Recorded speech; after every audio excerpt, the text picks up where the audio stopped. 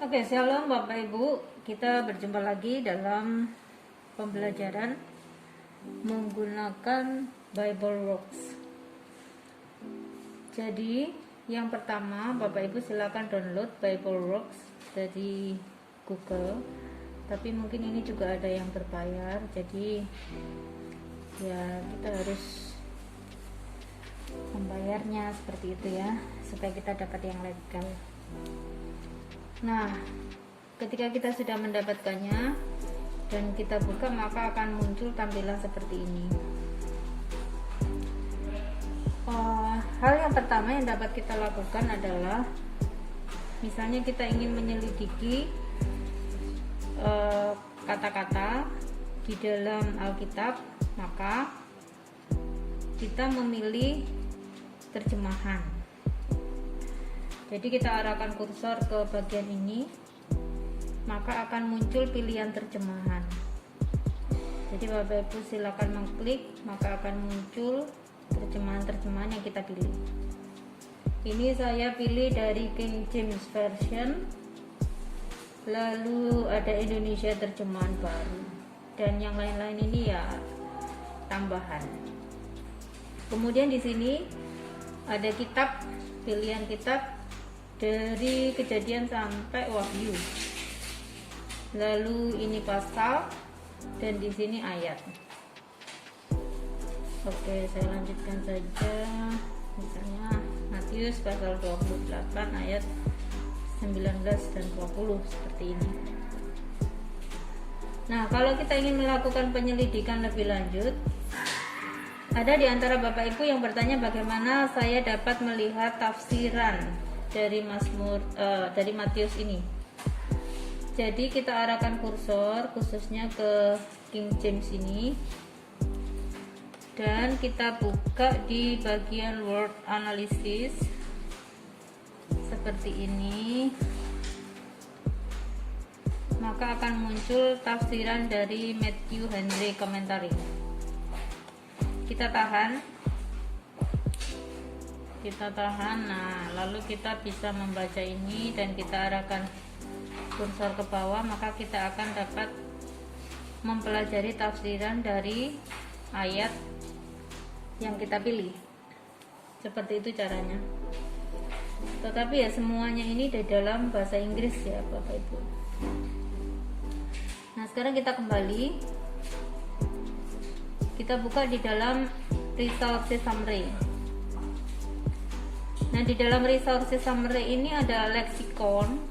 Leksikon itu adalah kamus di dalam bahasa asli, jadi ada beberapa kamus di dalam bahasa Yunani dan juga di dalam bahasa Ibrani.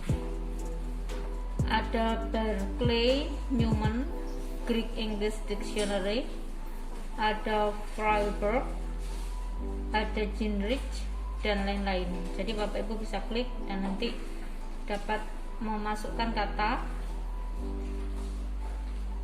lalu kita akan mendapat keterangan tentang kata itu. Nah, sekarang tentang grammar. Oke, jadi ini ada beberapa pilihan grammar dan bagaimana cara kita mempelajari bahasa asli Alkitab seperti itu. Jadi ada pelajaran tentang bahasa Yunani secara otodidak dan bahasa Ibrani secara otodidak. Salah satu contoh saya buka Davis Beginner Grammar.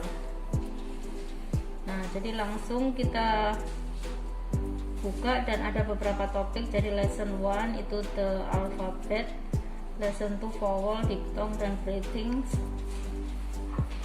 aksen dan seterusnya. Jadi ini yang dapat kita buka dan kita pelajari. Oke Bapak Ibu, kemudian yang berikut adalah ada reference. Jadi reference ini kalau kita ingin mempelajari alat bantu yaitu tafsiran, kita klik karena dia menyediakan Matthew Henry Commentary. Kalau kita ingin memilih kitab, kita tinggal arahkan kursor ke sini, tabel sebelah kiri. Saya klik contohnya Genesis 1. Nah, lalu saya perbesar, maka di sini akan muncul tafsiran dari Kejadian 1 ayat 1 seperti itu.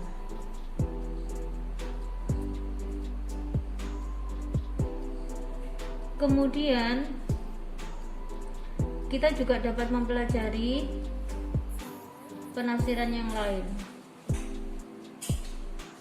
Jadi ini tadi saya pilih yang ini ya Bapak Ibu, Metzger Textual Commentary. Nah ini ada pilihan-pilihan kitab. Saya klik di Matthew, lalu saya perbesar, maka di sini akan muncul penyelidikan kitab Matius di dalam bahasa asli dan keterangan-keterangannya di dalam bahasa Inggris, dan juga padanan ayat atau ayat-ayat yang paralel seperti itu. Nah, ini dapat kita pelajari dengan kita memiliki penguasaan bahasa Inggris yang cukup. Kemudian yang berikut ini sama ya, penafsiran Matius, tetapi di sini lebih lengkap lagi.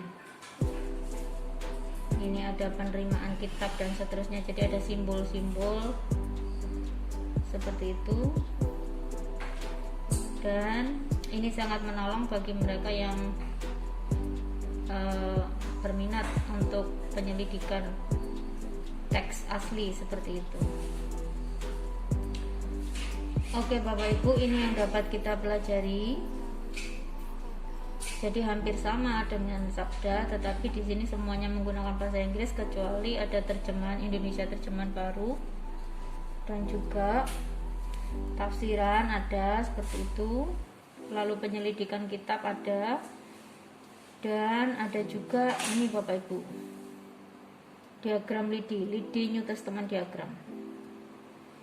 Nah ini. Jadi ini menunjukkan diagram dari teks di dalam Perjanjian Baru.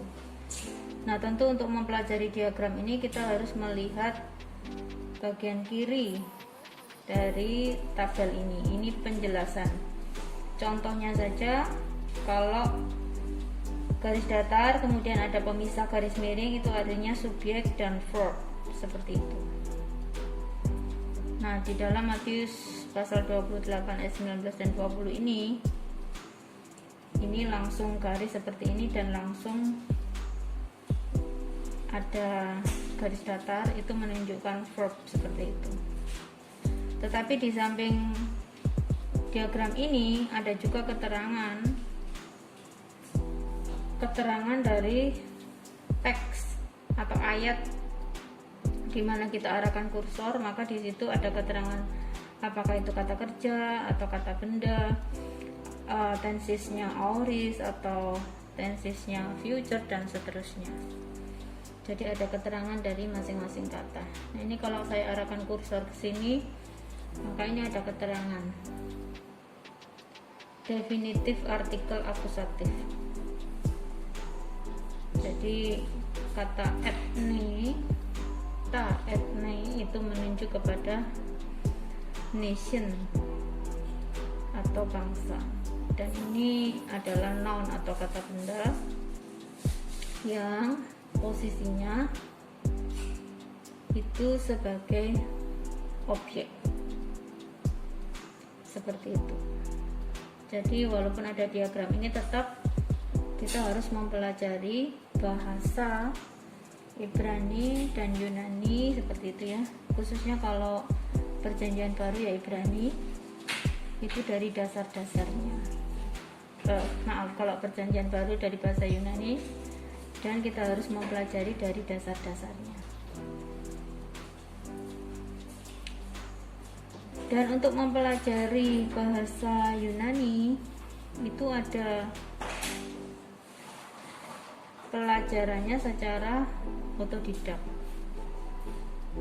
Nah, ini tadi Bapak Ibu yang sekali lagi dari grammar, lalu Greek, lalu Bapak Ibu pilih pilihannya itu. Nah, itu cara kita mempelajari bahasa Yunani secara mandiri.